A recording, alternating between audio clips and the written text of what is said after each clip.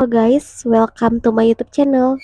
Di sini aku mau menceritakan tentang pengalaman horor dari kakek.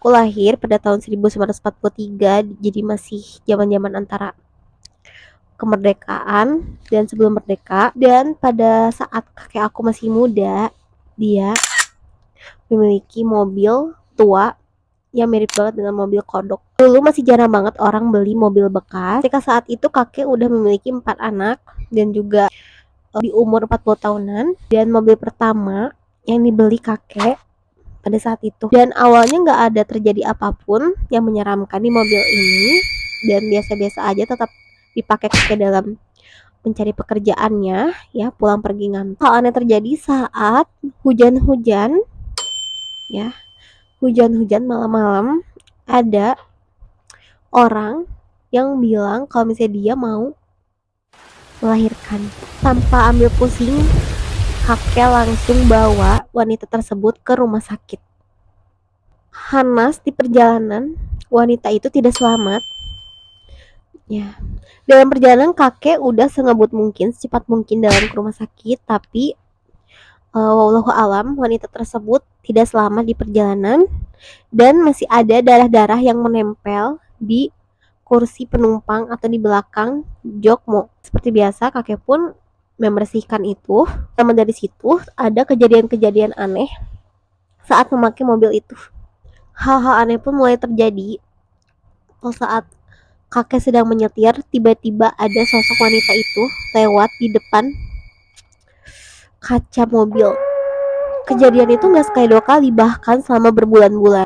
Awalnya kakek biasa aja, kakek hanya biasa aja, gak begitu ambil pusing. Tapi lama-lama saat kakek sering mendapati pengalaman tersebut, ya akhirnya mobil itu pun dijual dengan harga yang sangat murah. Jadi hampir setiap mengendarai atau menyetir mobil itu, kakek diganggu oleh sosok. Menurut kepercayaan di Islam bahwa orang yang sudah meninggal itu akan terpisah dari dunia ini dan masuk ke kehidupan dunia yang lainnya, itu dunia kubur. Tetapi ada sosok yang menyerupai, yaitu jin korin atau jin yang emang yang berbuat jahil. Menurut kalian itu sosok apa? Bisa komen di bawah ya. Kalian punya pengalaman yang sama nggak seputar ini? Bisa komen di bawah. Kalau kalian juga mau request cerita horor lainnya atau pengalaman horor lainnya, atau kalian mau sharing pengalaman horor, bisa banget kalian email aku di bawah ini ya. Nanti aku akan ceritakan di segmen cerita aku berikutnya.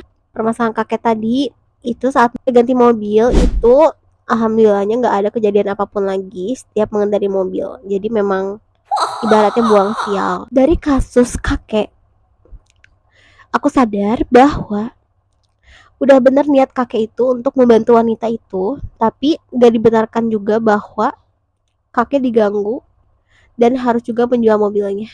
Ya, itu bukan juga kesalahan dari wanita itu, tapi itu adalah kejahilan dari jin yang memang pengen mengganggu. Karena kakek aku orangnya cuek, bodoh amat, dan gak begitu terlalu diambil pusing. Jadi selama beberapa kali digentayangin atau diganggu itu tidak merasa keberatan dan juga terganggu. Tapi saat setiap harinya, ya lama-lama itu juga mengusik dan juga berpikir untuk udah mending ganti mobilnya aja. Sebenarnya ngeri banget dan horor banget cerita ini karena dialami langsung sama kakek aku sendiri. Dan ada lagi cerita horor dari kakek. Jadi aku setiap kakek sharing-sharing tentang cerita horor itu semangat banget karena ini yang dialami langsung oleh beliau.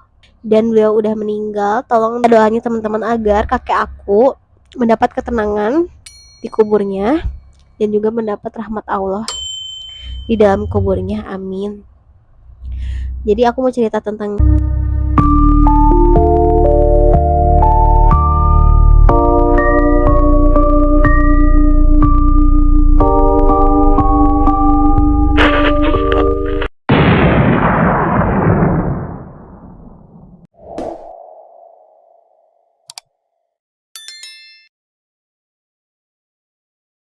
Jadi ceritanya dulu kakek aku cerita bahwa buyut aku atau orang tua dari kakek aku itu memiliki rumah yang sangat besar dan ada kolam renangnya. Dulu jarang banget ada rumah yang juga ada kolam renangnya, jadi benar-benar sangat luas.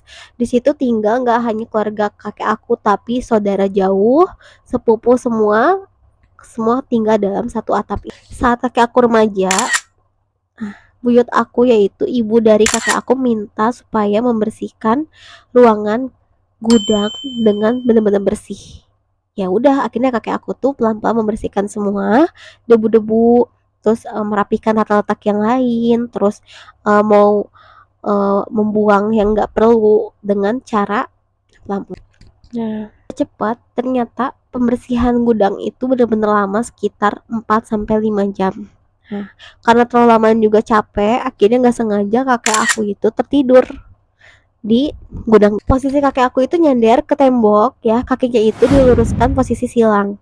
Ya, kebayang sama kalian kayak gitu. Nah, saat kakek aku pengen bangun tuh berasa berat banget, kayak rep-rep atau ketindihan atau akhirnya pas kakek aku beraniin diri untuk membuka matanya, ternyata ada sosok yang sedang tidur di paha kakek aku.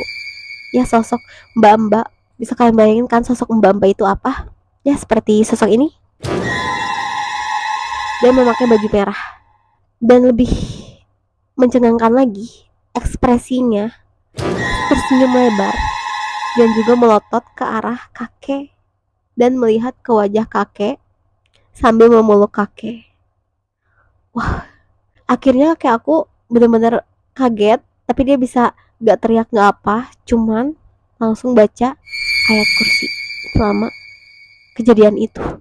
Dan itu hanya di dalam hati. Gak tahu berapa kali membaca ayat kursinya, akhirnya sosok tersebut menghilang gitu aja seperti uap dengan pelan. Tapi yang aku bikin kaget lagi, kakek itu gak teriak gak apa dan gak histeris kayak orang-orang yang bakal ketakutan banget gitu. Jadi emang sifat dan sikap kakek aku tuh memang cuek dan juga bodo amat.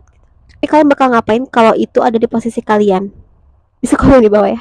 Disclaimer, ini kakek aku tuh normal dan gak punya mata batin apa-apa. Tapi mungkin saat itu kakek aku energinya sedang lemah karena memang kecapean kayak gitu. Jadi mungkin bisa melihat hal-hal seperti itu. Itu dia pengalaman horor yang dialami langsung oleh kakek. Kalau